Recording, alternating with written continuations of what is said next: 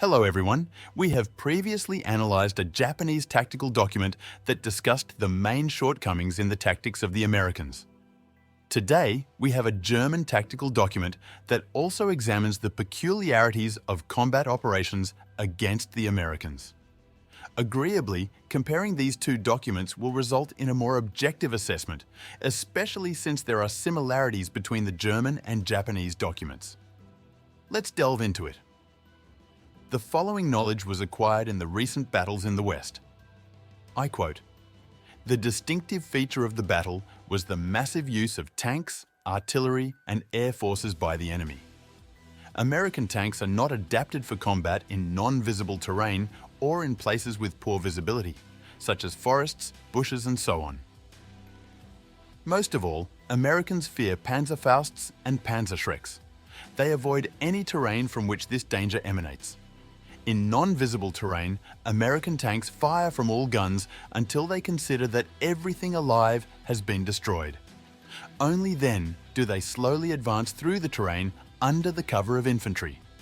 German troops should occupy non-visible terrain, with small bushes followed by open fields being the ideal choice.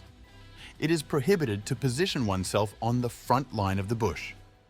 If it is necessary to occupy a vegetation-free slope, it is better to take a position under it as deeply and in a chessboard order as possible. Under no circumstances should it be linear. Every opportunity should be used to place anti-tank guns. Construction of fortifications. Americans use massed artillery and mortar bombardments before or during an offensive. A well-established and camouflaged deep defense system works well against them, breaking the enemy's fire. Americans respond to any movement from our country with massed artillery and mortar fire, often causing losses on our side because soldiers leave their shelters to get water, or if they are inattentive. Conclusion: prohibit any movement during daylight hours, maintain strict discipline as any carelessness or negligence of one soldier endangers him and his comrades. Americans maintain a certain period of silence on a stationary section of the front, mostly around midday, around 12 o'clock. Conclusion: all necessary movements should be scheduled during these hours, including communication, searching for breaches, and food delivery. Americans almost never attack early in the morning, mostly only in the last hours of midday, around 14 o'clock. Conclusion: use the morning hours to strengthen the defensive line, observe the battlefield, and based on the observation results, conduct short-massed bombardments. The American offensive has characteristic features, with both flanks and attack positions covered in smoke. There is no news from the attacked areas for a long time. At best, only light signals are visible. Conclusion: the firing position should be chosen in such a way as to have a complete view of the entire position.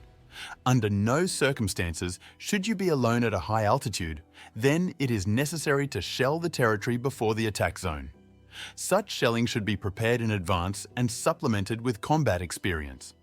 American infantrymen behave sluggishly in the attack. They cannot withstand even weak infantry and artillery fire outside the fortifications and retreat. Conclusion: shoot and shoot again, if possible, from the flanks and artillery.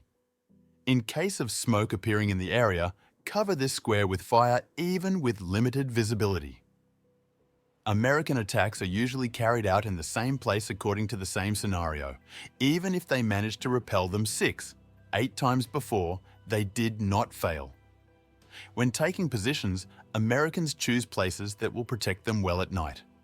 In defense, Americans are more resilient than in attack, but even with good supply, they give way and try to avoid close combat. For Americans, the war usually ends closer to midnight. They do not conduct maneuvers at night. They retreat to the depth of defense and sleep soundly. Their defense and observation at the forefront are poorly organized. They try to improve security using guard dogs, 30-meter signal projectors, and areas of dry brushwood, but the guard duty is poorly organized. Conclusion: it is not difficult to sneak through the American front line at night. Sleeping Americans allow themselves to be easily stunned and caught off guard. Assault groups can achieve great results between midnight and dawn by sneaking up and suddenly attacking. Once detected, lost positions can be easily recaptured from the Americans. Our reconnaissance groups should be used most actively during the day and night, and long-range reconnaissance is also relatively easy to carry out. Scout units can be weakened by reducing their size to 1/3. Assault groups should be equipped with Panzerfausts. It is necessary to act on the terrain, avoiding cities and civilians. Caution should be exercised when approaching populated areas. It is easy to break away from American pursuit as they only pursue over short distances.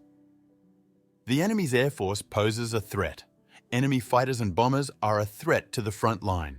The only means of defense against aviation are immobility, dispersion, and camouflage. Anti-aircraft installations should constantly change positions, and American pilots avoid places where they have been shot at for several days. It is necessary to avoid mass gatherings, especially with equipment, not to allow dense columns, to observe the air with the use of a manual siren. Movement of vehicles without an attached observer is prohibited, and only open trucks should be used. Always look for places to hide and camouflage while on the move. Any unimportant movement should be postponed until night. These are the interesting features of fighting against the Americans. Now, be sure to watch the video with Japanese conclusions and try to compare.